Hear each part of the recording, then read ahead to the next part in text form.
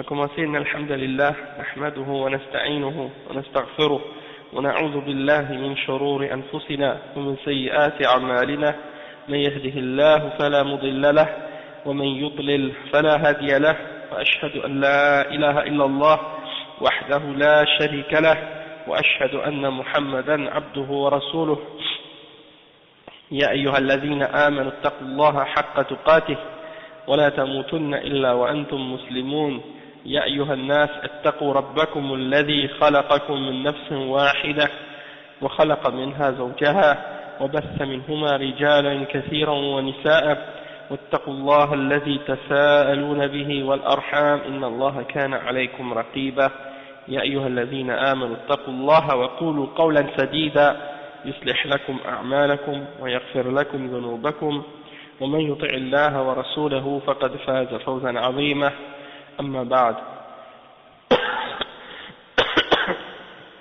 فإن خير الكلام كلام الله وخير الهدي هدي محمد صلى الله عليه وسلم وإن شر الأمور محدثاتها وكل محدثة بدعة وكل بدعة ضلالة وكل ضلالة في النار أما بعد. Donc aujourd'hui c'est le cours numéro 2 et puis on est dans le premier hadith toujours, innamal a'malu binniyat. Les actions ne comptent que selon leurs intentions. Et le cheikh il dit وقال صلى الله عليه وسلم إنما لكل امرئ ما نوى. هل هذه الجملة مؤكدة للجملة التي قبلها أو هي مستقلة؟ فيها قولان. القول الأول من العلماء من يقول إنها مؤكدة للجملة التي قبلها ومقررة لما تدل عليه.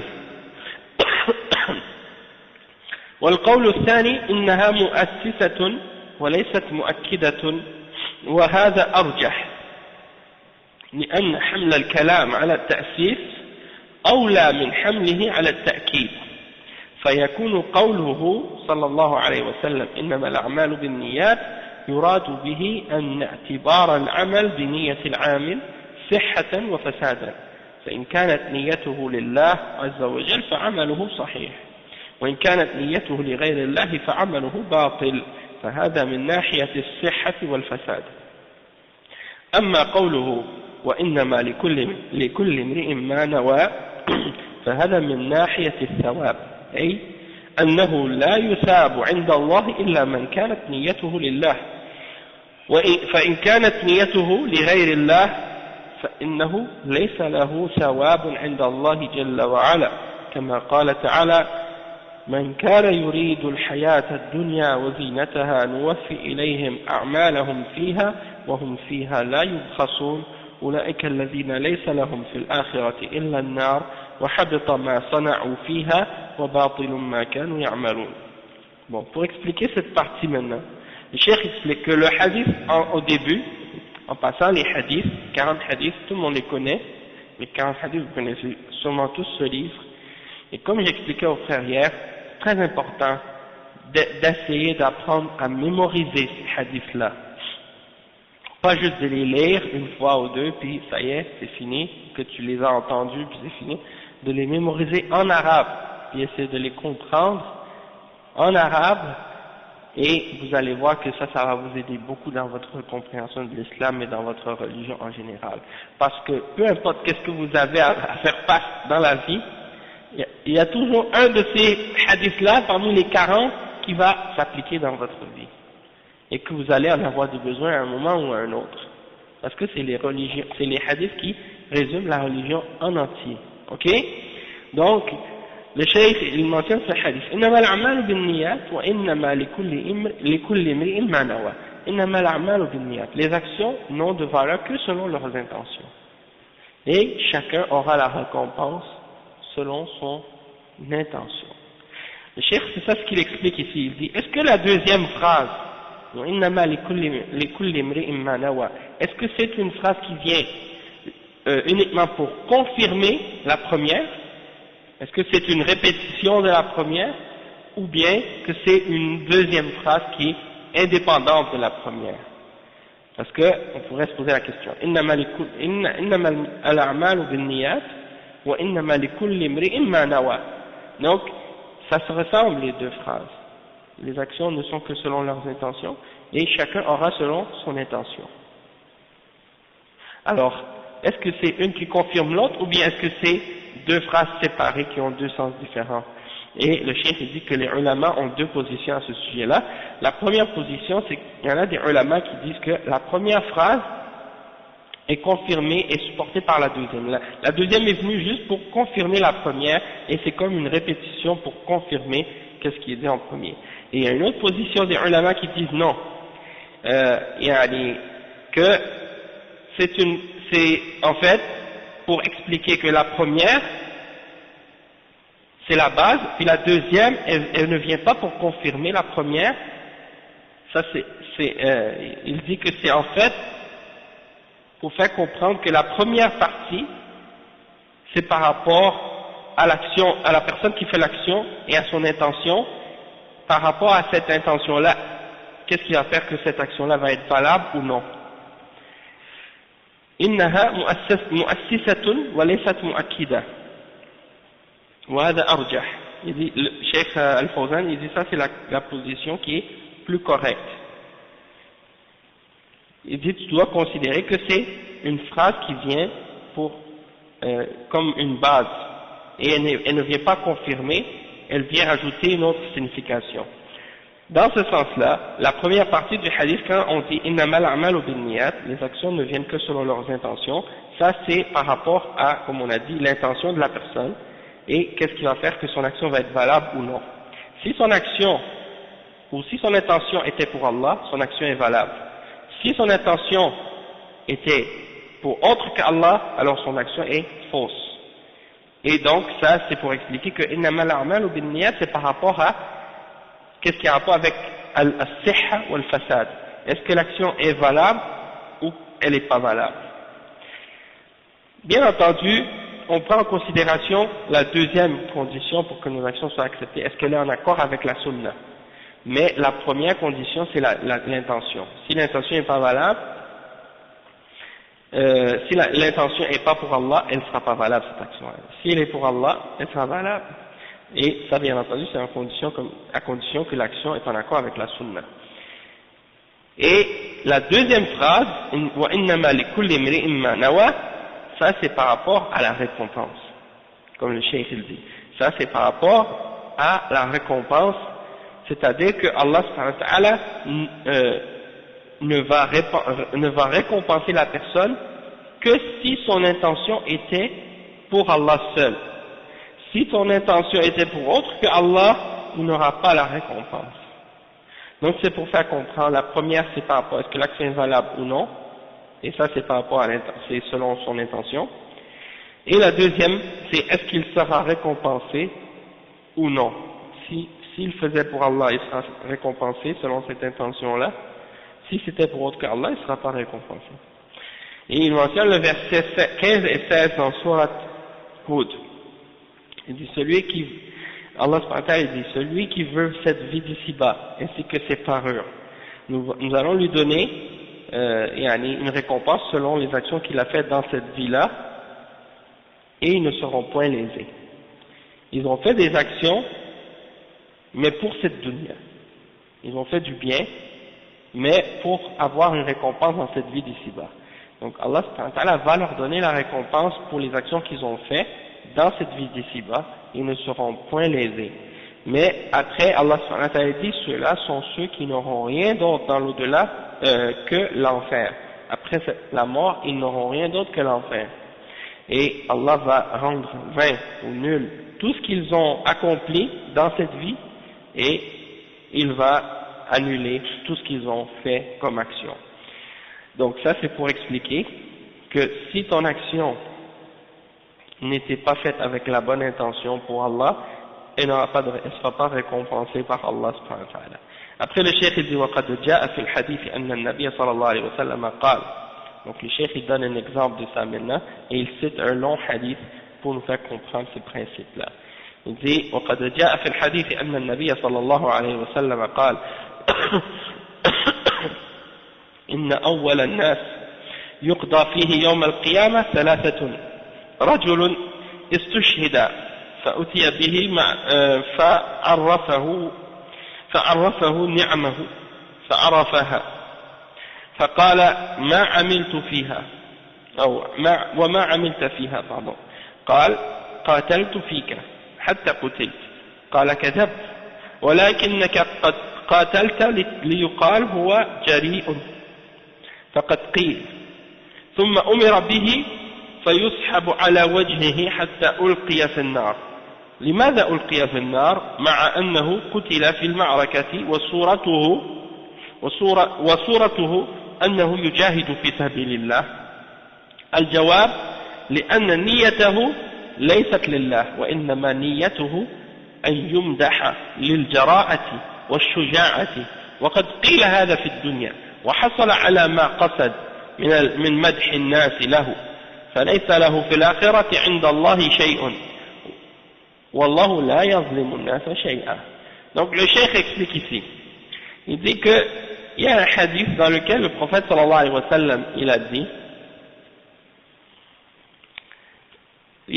la première personne qui sera jugée au jour de la résurrection sont trois catégories de personnes. Un homme qui a été martyr, il a été shahid dans le djihad, il est mort et il a cherché, il s'est sacrifié, il est mort pour la cause d'Allah soi-disant, en apparence,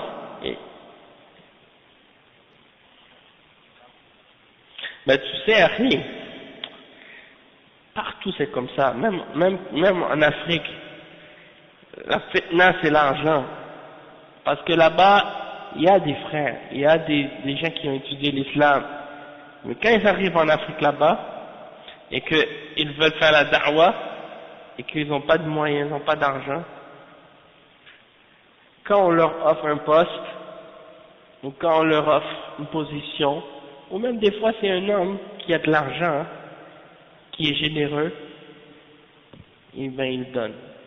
Il y a un frère qui m'a dit que il est imam dans une mosquée, à chaque vendredi, quand il sort, il y a un homme qui l'attend et il lui donne toujours de l'argent dans ses mains. En sortant, il lui met ça dans sa main puis il s'en va. Et ben, ouais, il n'a jamais demandé rien le frère. L'homme il vient, il donne l'argent. Et puis, des fois, quand l'homme n'est pas là, c'est comme si, des fois il s'est habitué à ça, à qu'il reçoit cet argent-là régulièrement. Alors, il dit c'est vrai, tu t'attaches à ça. Et puis après, quand quelqu'un te dit par exemple, bon ok, on voudrait que tu fasses telle chose pour nous, on voudrait que tu dises telle chose, on voudrait que tu arrêtes de faire ça ou que tu fasses pas ça.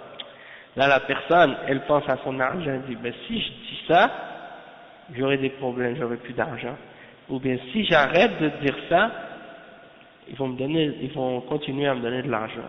Je vais garder mon poste, je vais garder ma position, je vais avoir mon prestige et mon respect dans la société. Et là-bas, en Afrique, c'est très important ça, ces affaires-là.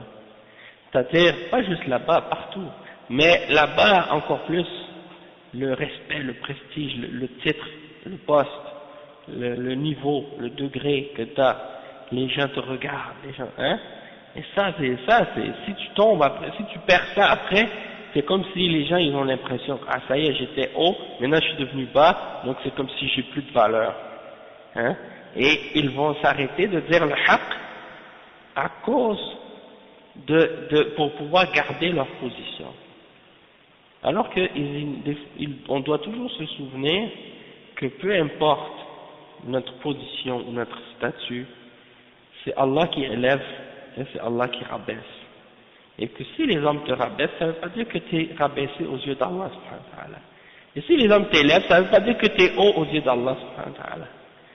Donc c'est toujours de se rappeler qu'il faut ramener toutes choses à Allah subhanahu wa ta'ala et tout faire ce qu'on fait uniquement pour Allah subhanahu wa ta'ala, pour plaire à Allah. Et même il y a des frères qui m'expliquaient une fois, ils ont dit, il y a des chouyours soufis qui ont des milliers de fidèles, qui leur donnent de l'argent, qui leur donnent des trucs et tout, Et ils sont, eux, nés dans une famille. Tout le monde sont des marabouts, sont des chouyours, soufis et tout. Ils ont le prestige comme ça de génération en génération. Mais lui, il a compris que ça c'est faux. Mais il n'ose pas le dire. Et il veut pas le dire aux gens, parce qu'il dit, si on parle, et si on dit ça, wa alaykoum salam wa rahmatullahi wa barakatuh, si on dit quelque chose, c'est comme si on a trahi on va déranger les gens dans leurs croyances, ça va faire un problème, ils n'osent pas parler. Wa alaykoum salam wa rahmatullah. Ismaïl. Donc comme on disait, ça c'est la première personne parmi les trois personnes qui arrivent au jour de la résurrection. Cette personne-là, elle est morte au combat. Donc, il arrive devant Allah subhanahu wa ta'ala. Allah subhanahu wa ta'ala lui montre ses grâces, et la personne reconnaît les grâces d'Allah subhanahu wa ta'ala, et il lui dit, qu'est-ce que tu as fait avec ces grâces que je t'ai données? Il dit, j'ai combattu pour toi et dans ton chemin, j'ai combattu jusqu'à ce que je sois tué, et je suis mort pour toi dans ton chemin. Alors Allah subhanahu wa ta'ala lui dit, tu as menti, mais tu as combattu pour que les gens disent que tu es courageux. Et les gens ont dit ça effectivement, que tu es un homme courageux. Alors, on va ordonner que cette personne-là soit ramenée et poussée dans l'enfer sur son vide, sur la face la première dans l'enfer.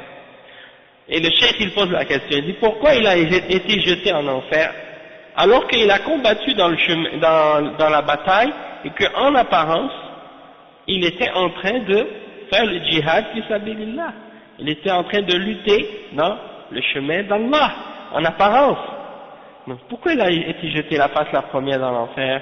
Le cheikh il dit, la réponse, c'est parce que son intention n'était pas pour Allah subhanahu wa ta'ala. Son intention, c'était de se faire glorifier par les gens pour que les gens disent qu'il est courageux. Et les gens ont dit ça effectivement. Donc il a reçu la glorification des gens et les éloges des gens. Et donc, auprès d'Allah subhanahu wa ta'ala, il n'aura pas de récompense. Et Allah ne fait pas d'injustice à personne. Ensuite, il donne un autre exemple. والثاني ورجل تعلم العلم وعلمه وقرأ القرآن فأتي به ليعرفه نعمه فعرفها فقال ما عملت فيها؟ قال تعلمت فيك العلم وعلمته وقرأت فيك القرآن. فقال كذبت ولكنك تعلمت ليقال هو عالم فقد قيل، وقرأت القرآن ليقال هو قارئ فقد قيل، ثم أمر به فيسحب على وجهه حتى ألقي في النار.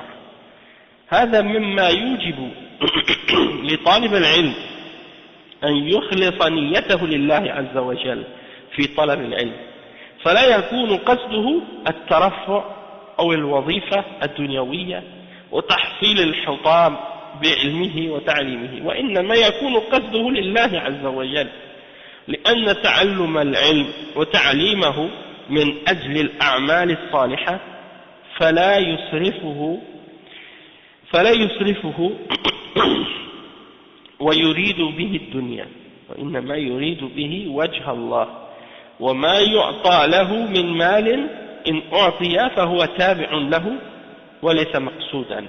Le cheikh, ce qu'il dit, il dit deuxièmement, un homme qui a étudié la science et qui l'a enseigné et qui a récité le Coran, et on vient avec cet homme puis on lui fait reconnaître les grâces que Allah lui a faites, et la personne reconnaît ces grâces, et puis on lui demande qu'est-ce que tu as fait avec toutes ces grâces que Allah t'a données, et l'homme répond j'ai enseigné en toi le ilm, et j'ai appris et j'ai enseigné et j'ai récité pour toi le Coran, hein?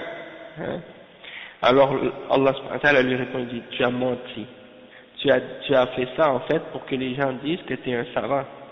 Et les gens effectivement ont dit que tu es un savant. Et tu as récité le Coran pour que les gens disent que tu étais un récitateur et que tu récitais bien le Coran. Et les gens ont effectivement dit cette chose-là. Puis, on va ordonner que cette personne-là soit jetée dans l'enfer, la face la première.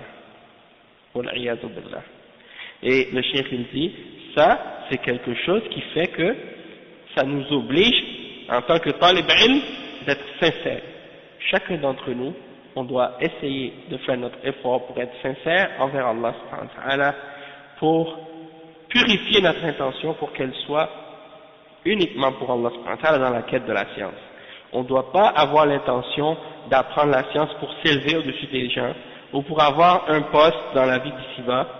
Ici au Canada, c'est pas trop une fitna dans ce sens que il n'y a pas une institution gouvernementale qui s'occupe des imams ou qui s'occupe des shuyukh ou des mosquées ou des organisations ou des institutions islamiques. C'est chaque groupe qui fait sa propre mosquée, hein, et puis ça s'arrange comme ça. Mais dans les pays musulmans, il y a des universités, il y a des écoles, tu fais ton diplôme, quand tu as fini, tu te fais placer dans une mosquée ou dans une université, tu vas enseigner l'islam, tu vas être imam, tu vas être, etc. Et à ce moment-là, parfois tu reçois un salaire aussi. Hein? Il y a des imams, il y a des shuyukh, il y a des professeurs dans les universités islamiques qui reçoivent un salaire. Mais si ton salaire tu le reçois et que tu le prends juste pour le salaire, pas parce que tu ne fais pas ça pour Allah, c'est sûr que, parce que là tu n'auras pas de récompense de la part d'Allah, parce que tu l'as pas fait avec sincérité pour Allah, tu l'as fait juste.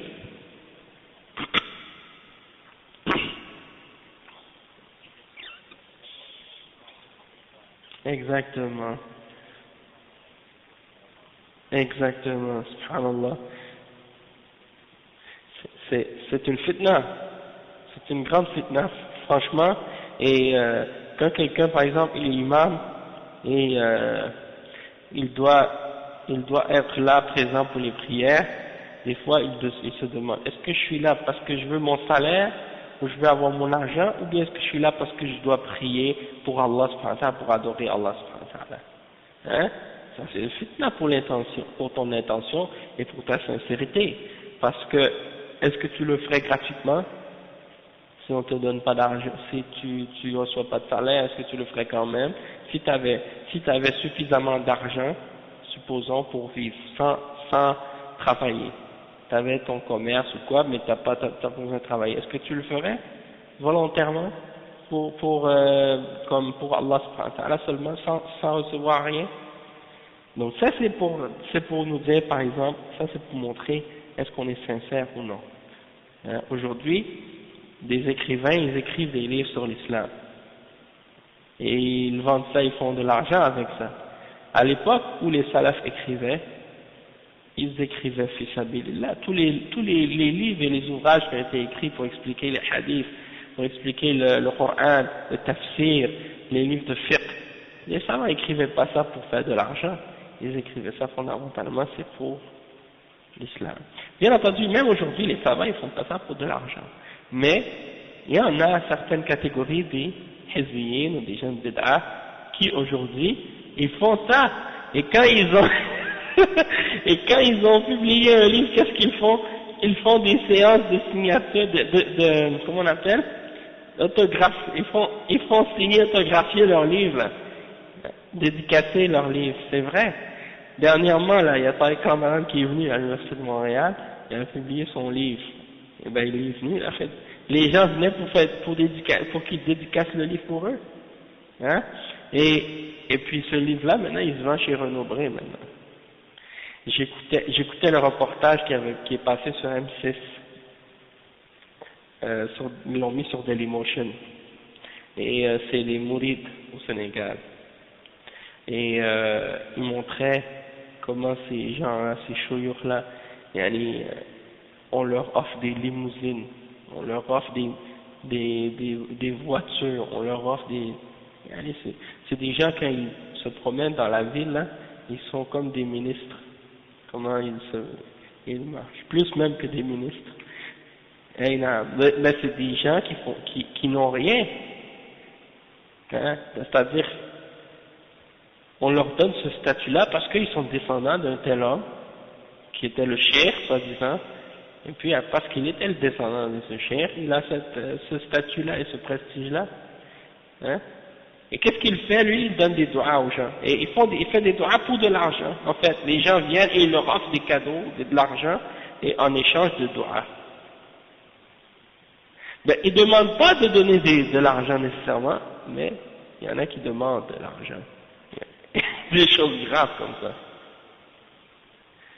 Ben c'est ça. Les fils des chures, on les appelle des chures automatiques. Il ne faut pas leur dire par leur nom direct.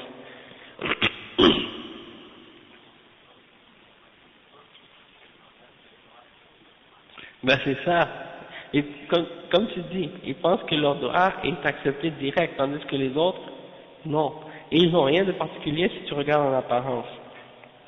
Donc ça c'est l'importance pour le talib ilm de purifier son intention pour qu'il n'y ait pas un conflit d'intérêt entre la religion et la dunya, pour qu'il purifie son intention pour que tout soit uniquement pour le dîn. Et c'est ça ce que je disais au début quand j'ai commencé, pour expliquer que nous on a notre da'wa, elle est claire, hein, et on veut l'expliquer, on veut la clarifier, on veut inviter les musulmans à cette aqidah-là, et on veut inviter les kuffars à cette aqidah et à cette religion-là. Puis, il y a les intérêts des kuffars et les intérêts des commerçants de la rue Jean Talon qui veulent faire en sorte que leur business marche mieux, qu'ils fassent plus d'argent pour attirer des gens, mais sans disons, retourner au bon manhaj et à la réalité de l'islam, et clarifier les choses de l'islam telles qu'elles sont. Ils veulent un islam qui est en accord avec les passions des gens, en accord avec les passions des kuffars. Hein. Et donc, ils font des compromis avec la religion pour la dunya. Le troisième exemple que le cheikh il mentionne, le troisième exemple que le cheikh il mentionne, en fait, c'est رجل أتاه الله مالا سلطه على هلكته في الخير فصار ينفقه في الخير فهو في الظاهر كثير الإنفاق والإنفاق في سبيل الله لا شك أنه من أفضل الأعمال قال صلى الله عليه وسلم ورجل وسع الله عليه وأعطاه من أصناف المال كله فأتي به فعرفه نعمه فعرفها فقال ما عملت فيها قال ما تركت من سبيل تحب أن ينفق فيها إلا وأنفقت فيها لك قال كذبت ولكنك فعلت ذلك ليقال هو جواد فقد قيل ثم أمر به فيسحب على وجهه حتى ألقي في النار.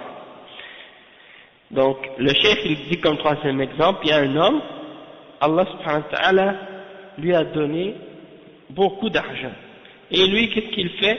Il dépense dans le bien, il fait beaucoup de sadaqat, il donne beaucoup d'aumônes et de charité pour les gens. En apparence, il montre qu'il fait ça fi sabilillah, et ça c'est une des meilleures actions. Si tu le fais pour Allah, c'est une des meilleures actions. Et le prophète sallallahu alayhi wa sallam a dit, c'est un homme, Allah lui a donné beaucoup, et il le fait venir au jour de la résurrection, il lui montre ses grâces sur lui, et il lui demande de les reconnaître, et il les reconnaît. Et il lui dit, qu'est-ce que tu as fait avec ces grâces que je t'ai données? Il a dit, j'ai laissé aucune voie parmi les voies que tu aimes, excepté que j'ai dépensé de mon argent pour toi, dans cette voie-là. Alors, Allah lui dit, tu as menti. Mais tu as fait ça pour que les gens disent que tu es généreux. Et les gens l'ont dit. Alors, on va ordonner qu'il soit jeté la face la première dans l'enfer. Et ça, c'est un hadith rapporté par Tirmidhi, et Ahmad dans la Musnad, et Al-Tabari dans son tafsir également, et Ibn Khuzayma, Ibn Hibban, et Al-Hakim, selon Abi Huraira, radiyallahu anhu. Donc le cheikh dit, فهذا إذا كانت هذه الأعمال الجليلة تذهب هدرا وتضيع على صاحبها يوم القيامة نظرا لنيات أصحابها وسوء قصدهم فغيرها من الأعمال من باب أولى وهذا مما يؤكد على المسلم أن يخلص نيته لله عز وجل عندما يقوم بعمل من الأعمال الصالحة من صلاة وصيام وحج وعمرة وصدقة وطلب علم وطلب للعلم والتعليم وأمر بالمعروف ونهي عن المنكر ودعوة إلى الله عز وجل وغير ذلك، فينبغي أن يراقب نيته ويتذكر نيته في كل عمل يعمله بأن يخلصه لله ويطرد عن نفسه الرياء، لأن الإنسان بشر يعرض له الرياء وحب المدح وحب الثناء، فعليه أن يطرد هذا القصد إذا طرأ عليه ويخلص نيته لله عز وجل. Le cheikh dit ces actions-là, qui sont des bonnes actions, des grandes actions, elles sont complètement gaspillées et perdues pour les gens qui les ont fait au jour de la résurrection à cause de l'intention de ces personnes-là. Et étant donné qu'ils avaient une mauvaise intention, donc les autres actions qui ne font pas partie de ces grandes actions-là, comme le djihad ou le ilm ou l'infaq, de donner de notre argent fi sabilillah, si c'est moins que ça, encore plus, ça serait gaspillé si tu l'as pas fait pour Allah subhanahu wa ta'ala. Et donc ça vient confirmer que le musulman doit purifier son intention pour Allah subhanahu wa ta'ala, et lorsqu'il fait une action quelconque parmi toutes les œuvres comme la salat ou le jeûne ou le hajj ou le umrah ou sadaqa, ou chercher la science et le ilm, ou ordonner le bien, interdire le mal, hein, il y en a qui quand ils voient du munkar, ils vont parler, ah ça c'est haram, ouais, des choses comme ça, mais il fait pas ça pour Allah, il fait ça pour que les gens voient, oh regarde lui, il a pas peur, il est courageux, il dit, ça c'est haram et tout. Et donc, le ilm aussi la même chose. Des frères par exemple à New Jersey ou ailleurs, subhanallah, ils ont un amour pour la science, un amour pour le ilm, un amour pour l'apprentissage, un amour pour ceux qui ont appris et qui ont étudié aussi, et ils font beaucoup d'efforts pour apprendre leur religion. Et en peu de temps, tu vois des frères qui viennent de se convertir, ils connaissent plus que des gens qui se sont convertis depuis 3 ans, depuis 4 ans, depuis 10 ans. Eux, ils viennent de se convertir, mais ils ont pris la religion avec fermeté, avec force. Nous, on prend ça à la légère ici. On néglige, on n'a pas le respect pour la science. Et il y a des frères dans d'autres régions, c'est la même chose. Donc, ça c'est pour vous motiver que je vous dis, pour vous dire, il faut se rappeler que nous, on est dans une ville où les gens dorment, et où les gens aiment dormir. On est endormis au gaz ici à Montréal. Et ici, les Ikhwan, les Ikhwan, bon, c'est les Ikhwan qui ont endormi les gens ici, dans ce pays-là. Parce qu'ils leur ont fait comprendre que la religion c'est comme ça. Tu parles pas, tu dis rien. Tu fais juste te battre ton propre tambour, comme on dit en anglais. Hein? Tu dis, ah, on a une belle mosquée, on a des belles écoles, on a une belle association, on a fait ci, on a fait ça. Hein? Mais dans la réalité, qu'est-ce qu'on a fait? Rien. Hein? Parce qu'on a des belles institutions, mais est-ce que c'est basé sur le bon aqidah, le bon manhaj? Est-ce que on est en train vraiment de suivre l'islam tel que Allah nous l'ordonne, ou bien on est en train de suivre nos passions? Dans la réalité, tu vois une activité que ces gens-là vont faire bientôt là. Tous ceux qu'ils ont invités là-dedans, c'est des gens de bid'a. Et ils ont même invité des chanteurs d'anachid. Ils mettent leurs photos et tout. Non, c'est pas ceux-là, c'est des Arabes ceux-là. C'est des Ikhwan. Eh ben, subhanallah, tu vois ça, tu dis, si tu vas dans cette affaire-là, tu vas voir quoi? Des femmes à moitié, pas voilées et tout. Puis personne trouve que c'est pas normal. C'est-à-dire tout ça c'est correct pour eux, et tu vois toutes sortes de contradictions à l'islam. Tu pries dans la mosquée, le rang qui est en avant de toi, tu vois tous les pantalons des gens qui traînent par terre, toute la rangée, et c'est des jeans ou des trucs comme ça. Tout le monde sont rasés. Hein? Mais tu te dis, mais subhanallah, est-ce que je suis dans une mosquée? Tout le monde qui est devant moi sont tous avec des pantalons qui traînent par terre. Comme si le prophète sallallahu n'avait pas interdit ça. Et tout le monde sont tous rasés, comme si c'était normal. Et il n'y a pas un imam qui dit, ça c'est pas correct. Hein? Donc il y a des problèmes dans ce sens-là, tu vois. Mais c'est pour dire que si tu vas être sincère envers Allah, et que tu veux vraiment faire la da'wah, et talabul ilm, et que tu vas ordonner le bien et interdire le mal, tu le fais pour Allah. Même si les gens te détestent parce que tu le fais. Si tu veux que les gens t'aiment, quand tu fais ta da'wah, tu fait de faire que les gens t'aiment, ça veut dire que tu n'as rien compris à la da'wah. Et en réalité, tu ne fais pas la da'wah à Allah, tu fais la da'wah à toi-même. Et ça, c'est pas la sincérité. Ok? Donc, comme le chef il dit ici, tous les exemples de ce que tu fais dans la da'wah pour Allah, tu dois la faire avec sincérité, et tu dois toujours surveiller ton intention, et te rappeler de ton intention dans chaque action que tu fais, pour que ton action soit pure et sincère.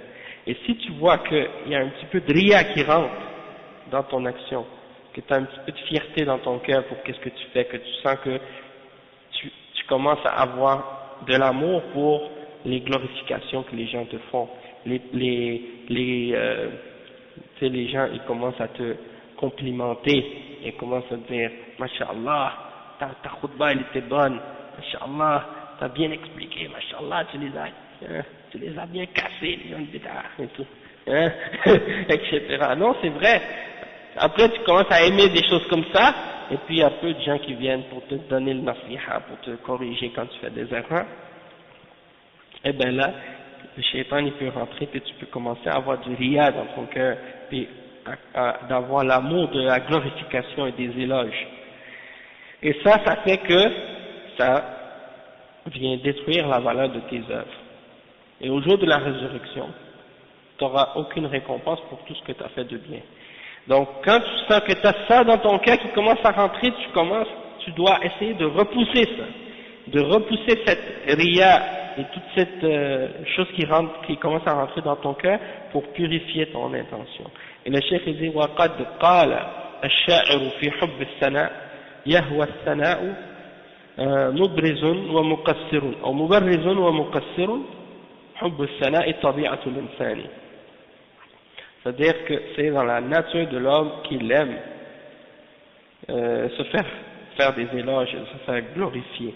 C'est pour ça qu'il faut faire attention à ces choses-là. فالإنسان بشر يعرض له هذا القصد من حب المدح وحب الثناء فعليه أن يطرده ويتخلص منه ويخلص نيته لله عز وجل. Il y a des gens qui savent justement, ils connaissent la nature humaine, ils ont étudié la nature humaine, ils savent comment s'approcher de toi. Ils savent que s'ils viennent te parler, puis ils commencent à te faire des éloges, puis ils commencent à t'amadouer en te faisant des compliments, des choses comme ça, qu'ils ont un chemin vers ton cœur. Alors ils commencent à utiliser cette méthode-là pour t'élever, jusqu'à ce que ça te monte à la tête. Puis après ça, tu acceptes par la suite des choses qui sont pas correctes. Ben justement, il y a un hadith comme le frère il dit, si quelqu'un te fait des éloges trop, il dit prends du sable puis tu le jettes sur lui. Hein? Celui qui te fait trop d'éloges. Hein? Et le prophète sallallahu a parlé de ceux qui font trop d'éloges, qui font des éloges à leurs frères exagérés. Et il y en a une fois c'est arrivé, le prophète sallallahu alayhi wa sallam a dit tu as égorgé ton frère parce que tu lui as fait trop d'éloges. Hein? Et ça lui monte à la tête par la suite, et puis non c'est pas le mauvais œil, c'est juste que il va être fier, trop fier par la suite, puis il va dépasser la limite. L'insan, donc l'être humain, c'est un être humain, il aime se faire glorifier, et puis il doit repousser ça et se forcer à être sincère. La sincérité, c'est pas quelque chose qui est juste là comme ça, tu dis ah ça y est, je suis sincère. Non, il faut que tu te forces à être sincère. Il faut que tu fasses des efforts pour que quand tu fais ton action, tu dis ça je le fais pour Allah. Tu le dis pas avec ta bouche, mais à l'intérieur de toi-même. Tu te forces à faire en sorte que ton action elle est uniquement pour Allah. Et tu regardes, est-ce que j'ai d'autres intentions? Est-ce que je suis en train de faire ça pour Allah vraiment, seulement pour Allah, ou bien je suis en train de le faire pour autre chose? Hein? Est-ce que je suis en train de parler, de dire quelque chose, est-ce que c'est pour Allah ou non? Je suis en train d'écouter ou de marcher ou de manger, tout ce que tu fais Yanni dans la vie, tu te demandes pourquoi je le fais. Est-ce que je le fais pour Allah ou non? Et le cheikh dit ثم إنه صلى الله عليه وسلم ذكر مثالا عمليا لهذا الحديث فقد مثل بالهجرة والهجرة هي الانتقال من بلد الكفر إلى بلد الإسلام فرارا بالدين فهي من أفضل الأعمال وهي قرينة الجهاد في سبيل الله قال تعالى إن الذين آمنوا وهاجروا وجاهدوا والله جل وعلا قدم المهاجرين على الأنصار في الذكر والثناء لأنهم تركوا أوطانهم وديارهم وأموالهم نصرة لدين الله عز وجل فهم أفضل من غيرهم فالهجرة شرف عظيم وعمل جليل ولكن ليست العبرة بصورة الهجرة وإنما العبرة بمقصد صاحبها فإن هاجر يريد نصرة الله ورسوله فهجرته إلى الله ورسوله نظرا لنيته وتكون عند الله مقبولة ويكون له ثواب المهاجر فإن خرج للهجرة ومات في الطريق كتب له أنه مهاجر كما قال تعالى ومن يخرج من بيته مهاجرا إلى الله ورسوله ثم يدركه الموت فقد وقع أجره على الله نظرا لنيته الصالحة يكتب الله جل وعلا له أجر المهاجر وإن كان مات في الطريق هذا إذا كانت هجرته إلى الله ورسوله أي لنصرة دين الله وحبا لله وحبا للرسول صلى الله عليه وسلم. Cheikh dit ici que le prophète sallallahu alayhi wa sallam a donné un exemple pratique dans ce hadith et il a donné l'exemple de la hijra. Et la hijra, qu'est-ce que ça signifie? Ça signifie de quitter un pays de kufr vers un pays de l'islam, tu t'enfuis pour ta religion, pour protéger ou pour préserver ta religion. Et aujourd'hui, ça c'est une compréhension que les musulmans ont complètement oubliée, complètement perdue. Et ignorent aussi. Il y en a beaucoup qui ignorent. Parce qu'il y en a qui viennent, qui quittent les pays des musulmans et qui viennent vivre dans les pays de kufr. Et dans leur esprit, ils ne font plus de distinction entre pays musulmans, pays non musulmans. Et une des grandes raisons pourquoi ils ne font plus cette distinction-là, c'est parce qu'ils ignorent le tawhid. Parce que laissez-moi vous dire que ces gens-là, ils ne font que regarder l'apparence. Et ils disent, si des gens parmi les musulmans font des péchés, eh ben, c'est pas un pays musulman. Et si un pays de kufr, on voit qu'il y a une justice, alors c'est un pays musulman. Parce qu'ils n'ont rien compris au tawhid, ils n'ont rien compris aux bases et aux fondements de cette religion.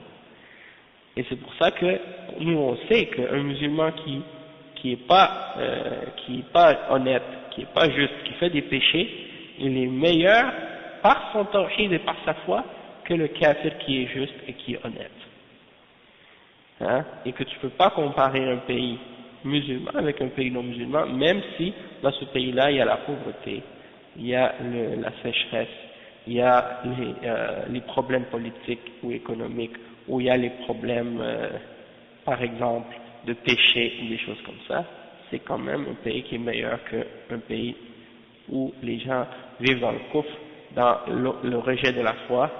Et quand on voit la réalité de qu'est-ce qui se passe ici, puis en France, puis ailleurs, où il y a soi-disant la liberté de pratique religieuse, on voit maintenant qu'est-ce qui se passe. Comme je disais aux frères hier, tu vas dans une mosquée, ou tu vas sur la rue, et tu vois une mosquée chiite, juste à côté la mosquée des Tablighs, et juste à côté l'autre, la mosquée des Mourides sénégalais, hein, soufis sénégalais. Donc tu dis, mais subhanallah, quand c'est comme quand t'arrives le vendredi, hein, les gens ils vont tous prier, des fois ils regardent même pas dans quelle mosquée ils rentrent. La plupart des musulmans aujourd'hui, Jumu'ah c'est Jumu'ah, peu importe. Tu rentres dans une mosquée, tu pries ton Jumu'ah, c'est fini. Et les gens ils réalisent pas qu'ils sont en train d'écouter les garments. Et ils sont en train de s'égarer de droit chemin. Ils écoutent pas le manhaj, ils regardent pas le manhaj de la mosquée, le manhaj de l'imam, le manhaj des responsables, qu'est-ce qu'ils enseignent, qu'est-ce qu'ils suivent, qu'est-ce qu'ils pratiquent, à quoi ils appellent, non. Une mosquée, c'est une mosquée pour eux. Un imam, c'est un imam. il dit son discours, peu importe qu'est-ce qu'il dit, c'est une khutbah c'est une khutbah. Et les gens, ils viennent te critiquer que lorsque tu dis quelque chose de vrai. Et quand tu dis, il y a des gens qui disent des bêtises sur le minbar, des gens de bid'a qui disent des choses complètement fausses, il y en a qui font des khutbahs, c'est même pas sur l'islam. Et puis, j'ai écouté une khutbah, toute la khutbah c'était sur ça, et une khutbah c'était sur, je sais pas, l'économie ou je sais pas quoi, il parle presque pas de qu'est-ce que le prophète sallallahu alayhi wa sallam a dit ou Allah subhanahu wa ta'ala qu'est-ce qu'il a dit. Mais c'est pour dire. Donc pourquoi je dis ça, c'est que les kuffars ils aiment diviser les musulmans ici dans ce pays-là, et on voit que les communautés, selon les sectes, selon les tendances, ils se divisent tous dans ces pays-là. Et ils pensent qu'ils vont arriver à faire un pays où ils vont vivre islamiquement ici. Alors que dans les pays musulmans, c'est là qu'il y a la base de l'islam. Et si tu veux bâtir quelque chose, c'est dans ces pays-là que tu dois commencer, bien sûr. Donc la hijra c'est fondamental et c'est parmi les meilleures actions et c'est quelque chose qui est toujours relié au djihad dans le Coran. Allah subhanahu wa ta'ala il parle de la hijra toujours avec le djihad parce que c'est relié au djihad. Et Allah subhanahu wa ta'ala dit dans Surat Al-Anfal dans le verset 72, ceux qui ont fait la hijra, ceux qui ont l'azina hajaru wa jahadu et qui ont lutté. Donc c'est relié avec le djihad, la hijra. Et Allah subhanahu wa ta'ala quand il parle dans le Coran des Sahaba, il cite toujours les muhajirin avant les ansar. Pourquoi? Parce que les muhajirin, ils sont mentionnés et ils sont glorifiés du fait qu'ils ont abandonné leur terre, ils ont abandonné leur demeure, ils ont abandonné leurs biens pour venir en aide à la cause d'Allah et pour défendre la religion d'Allah subhanahu wa ta'ala. Donc ils sont meilleurs que les autres, ils sont meilleurs que les ansar, parce qu'ils ont fait la hijra. Et donc faire la hijra, c'est un honneur. C'est un grand honneur et c'est une action noble et majestueuse, c'est quelque chose de grand. Et il dit le cheikh, l'important dans la hijra, c'est pas l'apparence de faire la hijra, tu quittes un pays, tu t'en vas à un autre, c'est pas juste ça, c'est ton intention lorsque tu changes de pays. Donc le cheikh il dit, si tu fais ta hijra, tu quittes un pays de kufr pour aller dans un pays musulman pour aider la cause d'Allah et de son messager, alors ta hijra sera pour Allah et pour son messager à cause de ton intention. Et elle sera acceptée par Allah subhanahu wa ta'ala. Et tu auras la récompense du muhajir.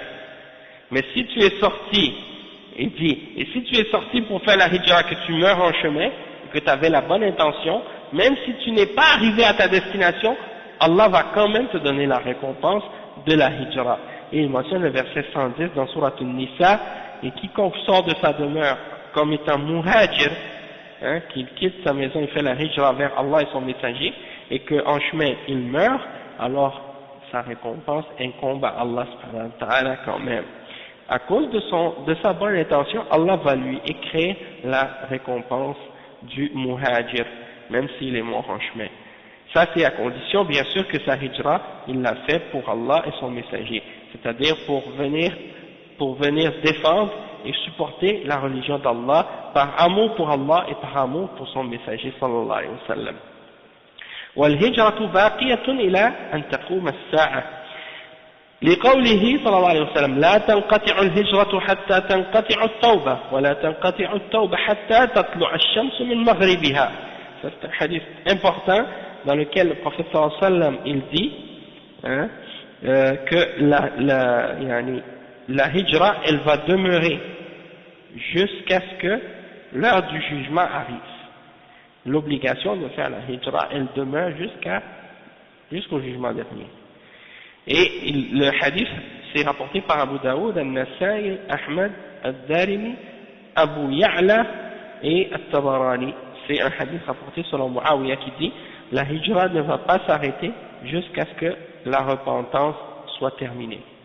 Et la repentance ne sera pas terminée, tu auras toujours la possibilité de te repentir jusqu'à ce que le soleil se lève par le Maghreb, par l'Occident. Donc l'endroit où le soleil se couche, le soleil va se lever par là. Et à partir de ce moment-là, la repentance est finie. Ça c'est à la fin des temps. c'est un des signes du jugement dernier. Et donc, ça c'est pour dire que l'obligation de faire la hijra d'un pays de kufr vers un pays musulman, ça demeure jusqu'à la fin des temps. Non, non. Le djihad, il a sa récompense et la hijra, elle a sa récompense. Les deux sont mentionnés ensemble souvent dans plusieurs versets, mais bien entendu, le djihad c'est plus haut. Non, mais plus quelqu'un fait du bien, et plus il augmente dans son bien, plus il aura des récompenses d'Allah subhanahu wa ta'ala. Donc s'il a fait la hijra, puis il a fait le djihad, et l'Ansari qui a fait le djihad, qui n'a pas fait la hijra, c'est sûr que celui qui a fait la hijra, il aura plus de récompenses que celui qui ne l'a pas fait, dans ce sens-là. Mais ici, le cheikh dit ensuite, فالمسلم بحاجة إلى الهجرة دائما وأبدا، فإذا ضيق عليه في دينه وصار لا يستطيع إظهار الدين هاجر إلى بلد يستطيع أن يظهر دينه فيه محافظة على دينه، فمن يهاجر في سبيل الله يجد في الأرض مراغما كثيرا وسعة، فليهاجر فرارا بدينه إلى بلد يستطيع فيها أن يظهر دينه ويتمكن من عبادة الله أو عبادة ربه. أما قوله لا هجرة بعد الفتح فالمراد بالهجرة هنا الهجرة من مكة، لأنها لما فتحت على يد الرسول الله صلى الله عليه وسلم صارت بلد إسلام، فلا يهاجر منها، وكان يهاجر منها عندما كانت في قبضة الكفار وكانوا يضايقون المسلمين ويصدونهم عن دينهم، فلما فتحها رسول الله صلى الله عليه وسلم صارت بلاد إسلام، فالذي يهاجر من مكة إلى المدينة بعد الفتح لا يسمى مهاجرا، لأن الهجرة حينئذ ليس لها موجب، ومكة أفضل من المدينة وغيرها من البلدان، أما الهجرة من بلد الكفر إلى بلد الإسلام فهي باقية ولا تعارض بين الأحاديث. Le cheikh explique, il dit donc que le musulman il aura toujours besoin de faire sa hijra. Et ça c'est quelque chose qui reste. À partir du moment où il a de la difficulté, on lui donne des problèmes pour pratiquer sa religion là où il est, et qu'il n'est pas capable d'exprimer ou de montrer ouvertement sa religion, alors dans ce cas-là, il fait la hijra vers un pays où il est capable de pratiquer sa religion et pour préserver sa religion. Et Allah dit dans le verset 100, Surat An-Nisa, et celui qui émigre dans le sentier d'Allah, il trouvera sur la terre beaucoup de biens, beaucoup de largesse et de facilité. Donc c'est pour dire que quelqu'un qui a de la difficulté quelque part pour pratiquer l'islam, il doit quitter cette terre pour aller vers la terre où il pourra pratiquer l'islam. Et s'il est vraiment sincère dans sa hijra et qu'il l'a fait pour Allah, il regarde l'exemple des Sahaba. Les Sahaba, quand ils ont quitté la Mecque, est-ce qu'ils sont allés vers un pays où ils allaient avoir un bon travail, un meilleur travail, une meilleure situation économique, ou qu'ils allaient avoir plus d'aisance, plus de facilité dans la dunya? Non, ils n'ont pas regardé l'aspect de la dunya, ils ont regardé l'aspect de la religion. Est-ce qu'ils vont être capables d'adorer Allah en liberté? Est-ce qu'ils vont être capables de craindre Allah? Est-ce qu'ils vont être dans un environnement où il y aura plus de facilité pour eux pour devenir des meilleurs musulmans? C'est ça ce qu'ils regardent. Ils ne regardent pas seulement l'avancement économique ou la facilité ou l'aisance dans la vie d'ici-bas. Hein? Et on voit que souvent c'était le contraire pour les Sahaba. Il y en a qui étaient riches à la Mecque, qui avaient une maison, qui avaient de l'argent, qui avaient du commerce, et qui avaient une famille, des enfants et tout. Ils ont tout laissé pour aller faire la hijra vers Médine. Hein? Parce que Mecca était une terre de kufr, et Médine était une terre d'islam. Malgré que Mecca c'est la meilleure terre au monde. Hein? Mais ils ont quitté cette terre-là au moment où il était une terre de kufr pour aller dans un pays musulman. Donc ça c'est un exemple pour nous faire réfléchir. Hein? Et donc le cheikh il dit,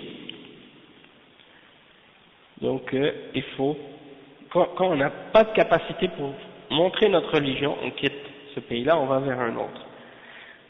Et il y a un point aussi, c'est que dans un autre livre que le cheikh a écrit, il expliquait que exprimer ou montrer sa religion, qu'est-ce que ça veut dire? Ça ne veut pas juste dire prier, jeûner. Hein? Ça c'est des choses, tu peux le faire, pas de problème. C'est pas ça le fait de montrer sa religion.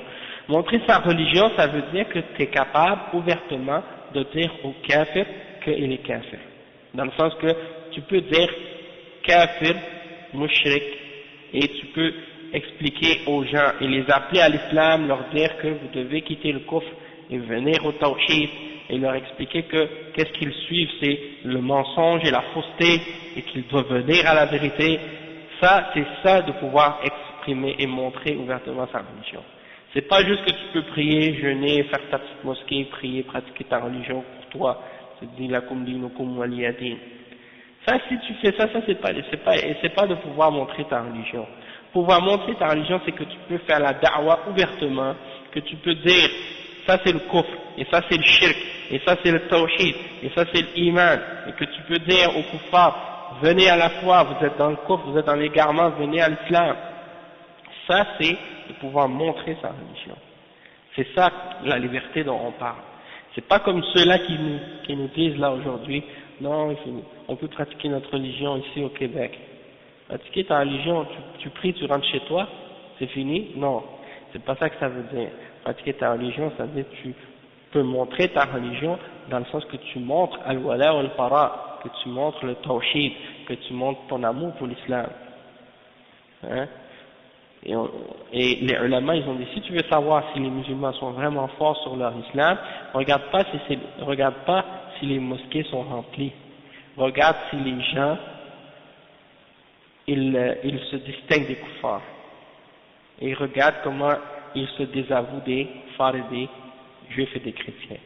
Si tu vois ça, ça veut dire que ils sont forts sur leur dîn et sur leur islam. Et si tu les vois en train de prier, mais ils imitent les juifs et les chrétiens, ils aiment les juifs, ils aiment les chrétiens, ils s'associent avec eux dans leurs principes, dans leurs idéologies, dans leur façon de penser, dans leur façon de voir le monde et dans leur façon de voir la vie, et qu'ils pensent comme eux, qu'ils vivent comme eux. Alors là, ça veut dire que les musulmans sont faibles, même si les mosquées sont pleines. Ça veut rien dire, ça. C'est pas ça l'islam. Hein?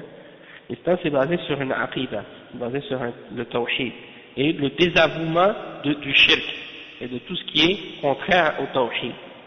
Et ça, c'est fondamental de bien le comprendre. Bon, je vais te poser la question. Les bars et les discothèques et les maisons de débauche et toutes les choses, est-ce que ça fait partie de la création d'Allah?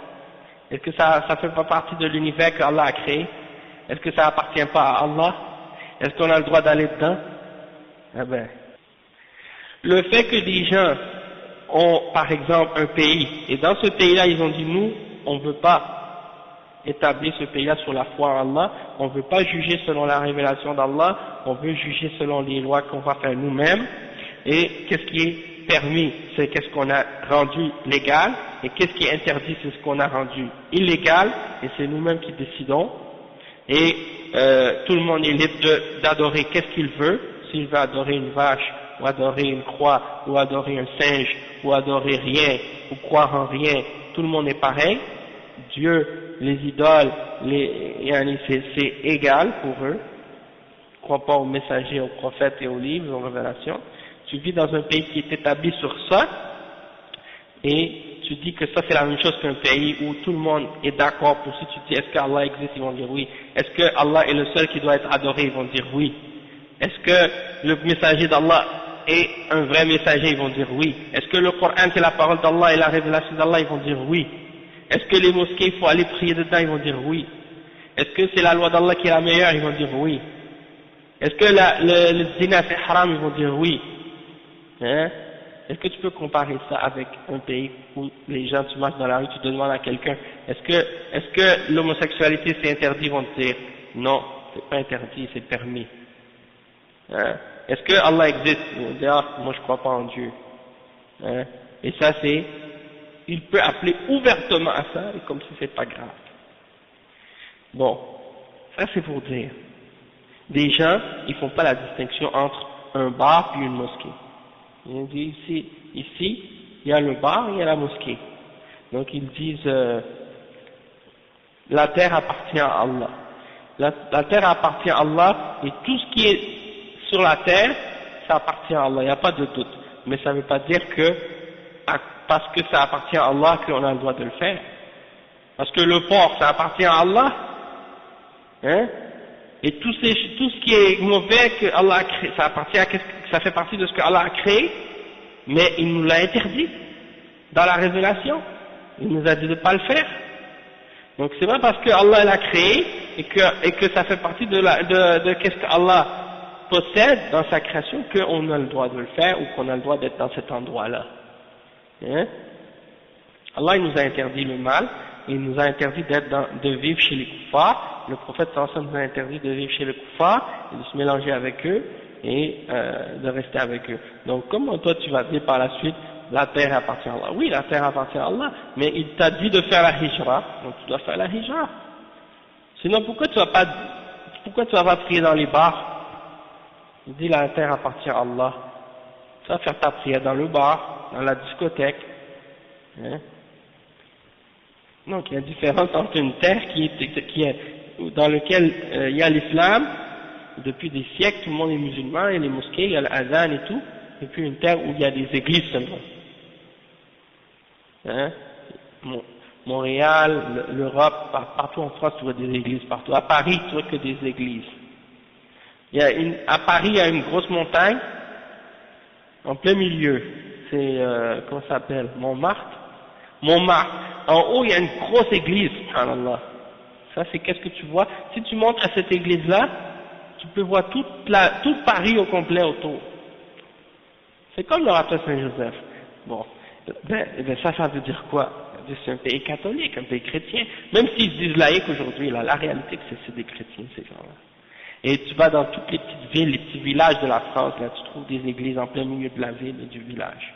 Partout il y a les églises partout, c'est comme ici. Et en France, tellement que c'est rempli la ville comme à Paris, tellement c'est rempli là, tu peux rien construire de nouveau. Parce que même les rues là sont tellement petites, une voiture peut passer seulement, eux ils font à deux sens. Une rue ou juste une voiture. Mais c'est pour dire comment tout est petit, tout est serré là-bas, il n'y a pas d'espace pour bouger, et les musulmans ils peuvent même pas construire une mosquée, une vraie mosquée. Il y a la mosquée de Paris, hein, puis les autres mosquées, la mosquée de Paris, bon, on sait qu'est-ce qui se passe là-bas. Il paraît même qu'il y a le fondateur de la mosquée qui est enterré là-bas dans la place là, à l'intérieur. Et pour vous dire, subhanallah, non, c'est quelqu'un qui m'a dit ça dernièrement, quand j'étais en France dernièrement, il m'a dit, puis c'est comme un musée, hein, les gens ils vont visiter là-bas, ils fument le chicha et tout. Ouais.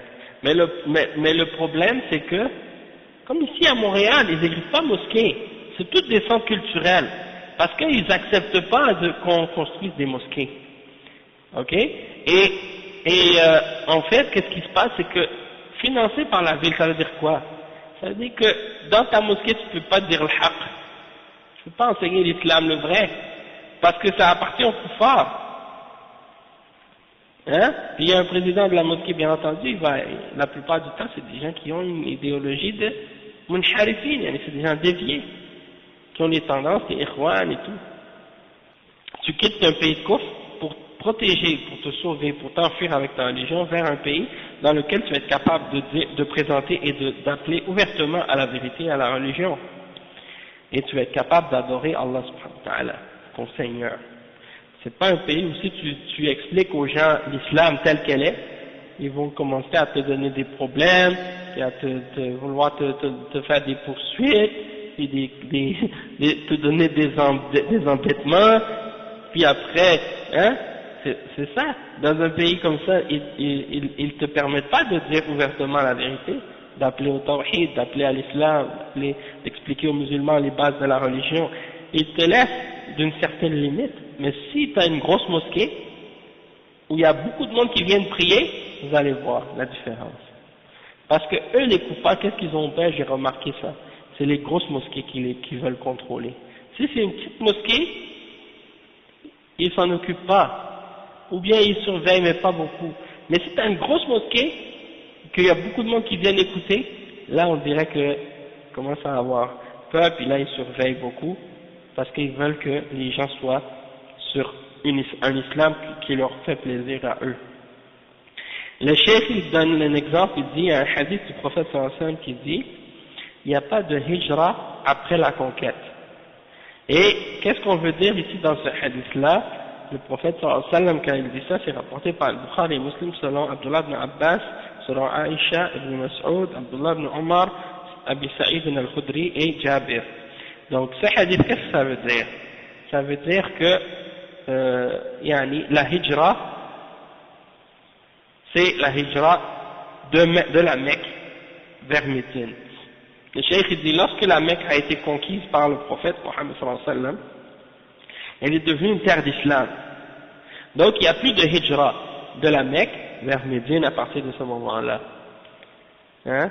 Parce que au moment où la Mecque était entre les mains des koufars et qui donnait de la difficulté aux musulmans et qui empêchait les musulmans de pratiquer leur religion, là il fallait faire la hijra. Mais une fois que le prophète sallallahu alayhi wa sallam a repris la Mecque et il est devenu une terre d'islam, alors celui qui est à la Mecque, hein, celui qui fait la hijra de la Mecque vers Médine, après la conquête, on ne l'appelle plus muhajir. Celui qui quitte, par exemple, une fois qu'il y a eu la conquête de la Mecque, si quelqu'un décide d'aller vivre à Médine, on ne va pas l'appeler muhajir après ça. Parce qu'il n'y a plus de hijra de la Mecque vers Médine. C'est fini maintenant. Parce que c'est une terre d'islam, la Mecque. C'est ça que ça veut dire. Ça ne veut pas dire qu'il n'y a plus de hijra du tout. Ça veut dire qu'il n'y a plus de hijra de la Mecque vers Médine. Il y en a qui ne comprennent pas ça, ce hadith-là. Donc, le cheikh il dit que la hijra, à partir de ce moment-là, elle n'est plus obligatoire puisque la terre est devenue une terre d'islam et la Mecque, elle est meilleure que Médine et que tous les autres pays. Mais il dit la hijra, c'est d'un pays de Kouf vers un pays d'islam et ça demeure jusqu'à la fin des temps. Donc, il n'y a pas de conflit entre le hadith qu'on a dit tout à l'heure, que la hijra ça reste jusqu'à la fin des temps, et ce hadith-là qui dit qu'il n'y a plus de hijra après la conquête. Parce que un parle d'une hijra particulière, la hijra de la Mecque vers Médine, et l'autre hadith parle de la hijra en général, d'un pays de Kouf vers un pays d'islam. Et le cheikh ensuite, donc, il explique, non, ça aussi c'est un problème. Il y a des ulama qui ont dit que c'est pas permis de ramener une femme d'un pays musulman, de prendre une femme d'un pays musulman pour la ramener dans un pays de Kouf. Il y en a qui ont dit que c'est pas permis. Parce que bien entendu ici il y a beaucoup de péchés, il y a beaucoup de mauvaises choses.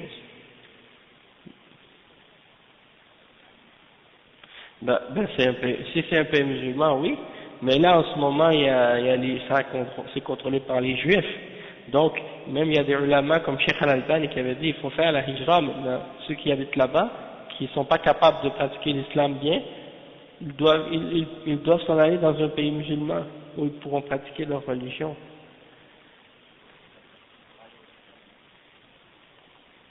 Hein?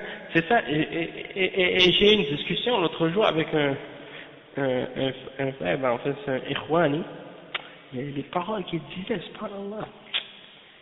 Il critiquait les pays musulmans, puis il critiquait les pays musulmans parce que soi-disant il disait que ces pays-là prennent les koufars pour alliés, et lui il vit chez les koufars.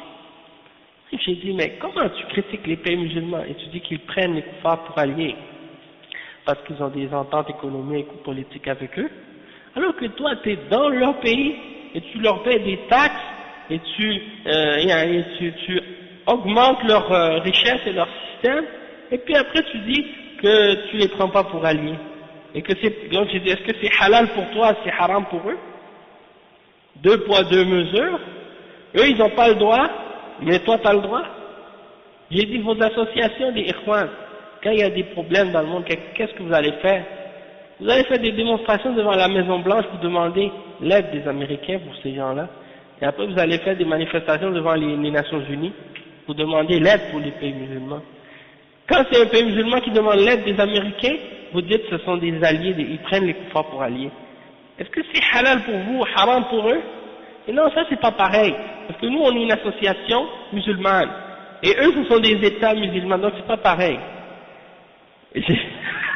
J'ai dit, si un jour vous prenez le pouvoir, vous allez faire pire qu'eux.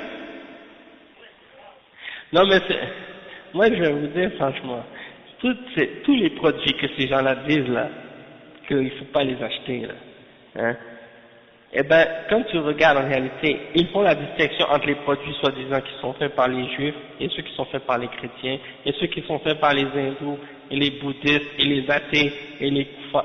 Comme si par exemple les autres kuffars c'était correct, alors qu'ils sont tous des alliés ensemble, les uns avec les autres, et ce sont tous des kuffars pour Allah subhanahu wa ta'ala. Et même que dans les compagnies là, c'est des compagnies qui sont en bourse, qui ont des actions, tout le monde peut être propriétaire de ces compagnies là. Même toi tu peux acheter des actions dans Coca-Cola et dans Pepsi, si tu veux. Hein? Et il y a probablement des musulmans qui ont des parts dans ces compagnies-là aussi. Hein? Ben oui, c'est ça. Donc c'est pour vous dire, ces gens-là, qu'est-ce qu'ils racontent, en fait, c'est complètement faux. Et comme les ulama ont expliqué, si un dirigeant dit on n'achète plus de ce pays-là, il coupe complètement, il boycotte ce pays-là, dans ce cas-là, c'est obligatoire de le boycotter. Mais s'il n'y a pas le dirigeant qui a boycotté ce pays-là, alors dans ce cas-là, ça reste une décision personnelle. Si tu veux, toi, manger des produits de tel pays ou de telle compagnie, c'est ton choix à toi. Mais tu ne peux pas dire aux autres que c'est haram.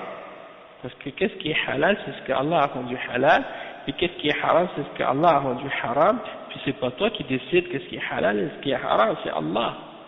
Et d'acheter des juifs ou de vendre des juifs, c'est pas interdit dans l'islam.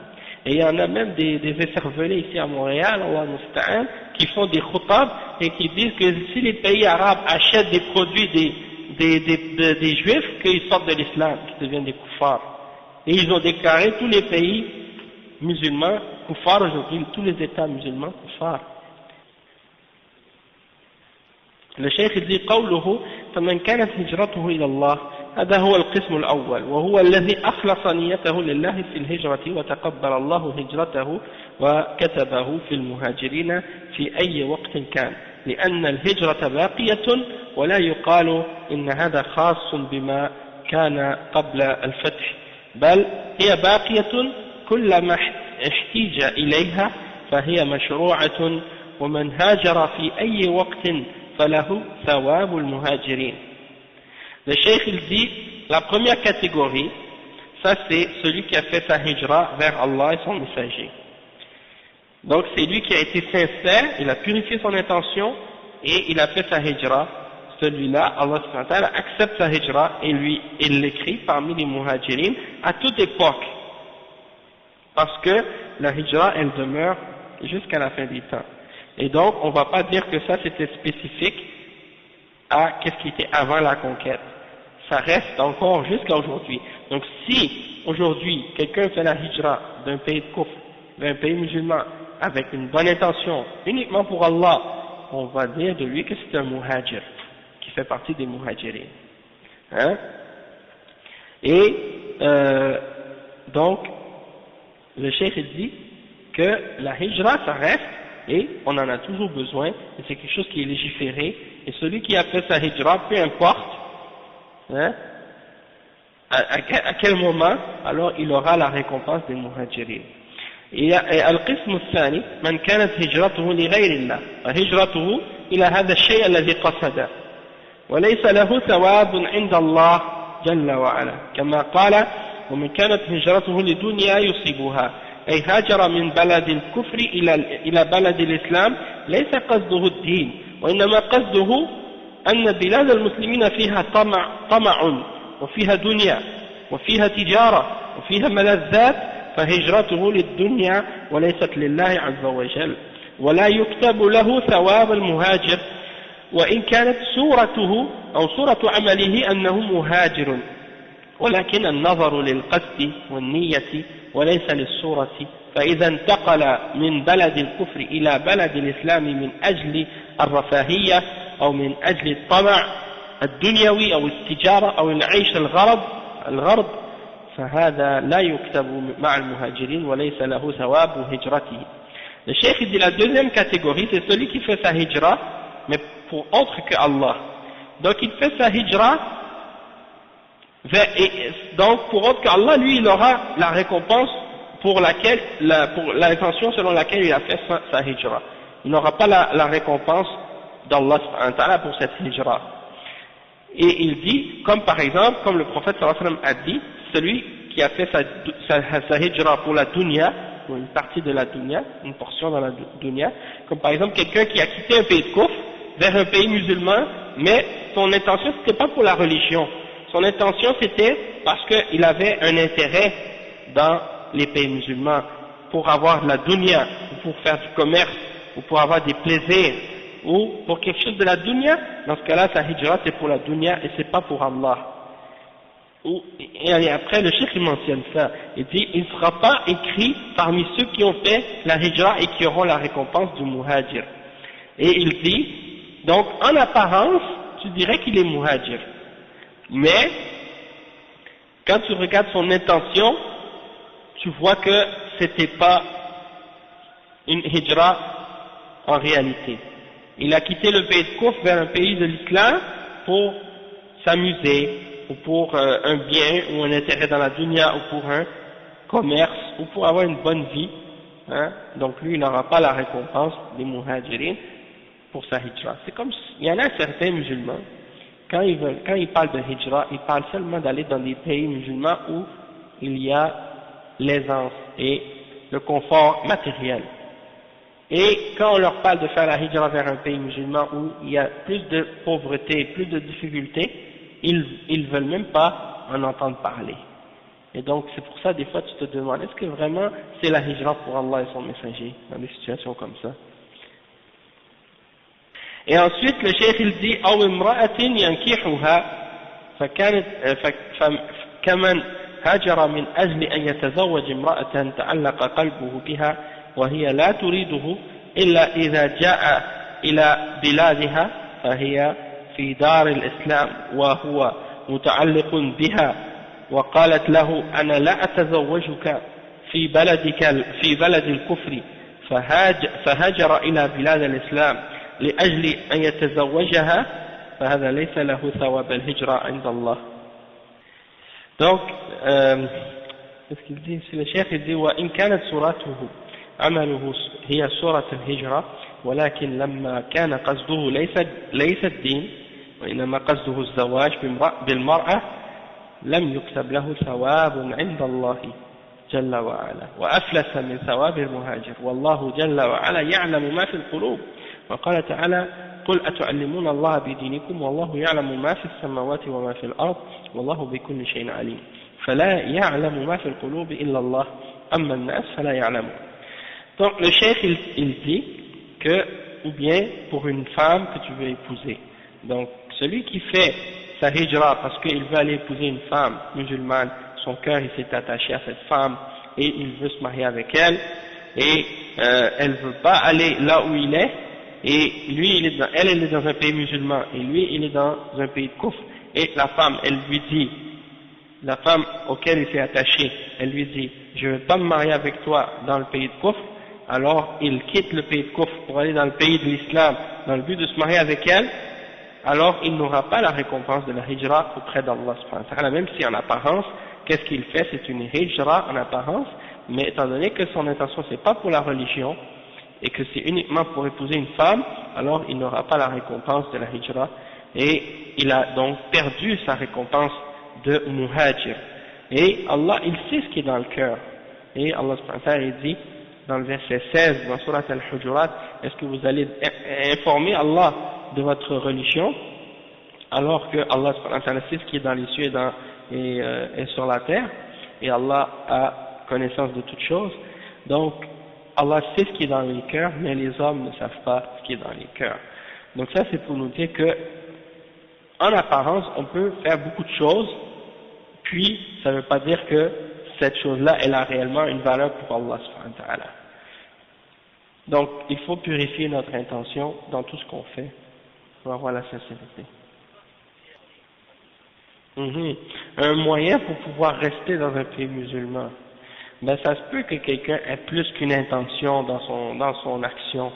Tu peux avoir l'intention de faire la hijra pour Allah et de te marier en même temps. Mais si ton intention c'est juste pour te marier seulement, tu auras juste la récompense par rapport à ce que tu as fait, selon ton intention. سبحانك اللهم وبحمدك أشهد أن لا إله إلا أنت أستغفرك وأتوب إليك